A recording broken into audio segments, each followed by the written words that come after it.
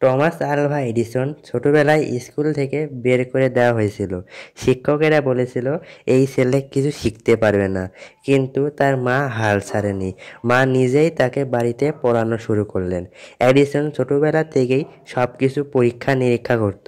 একবার পুরো একটা স্টেশনে ল্যাব বানিয়ে ফেলেছিল। বড় হওয়ার পর সে সিদ্ধান্ত নেয় যে এমন কিছু বানাবে যেটা অন্ধকার দূর করে দেবে।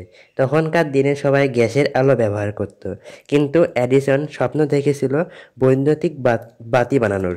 3000 বার এর বেশি বার চেষ্টা করে সে কিন্তু সফল হয়নি।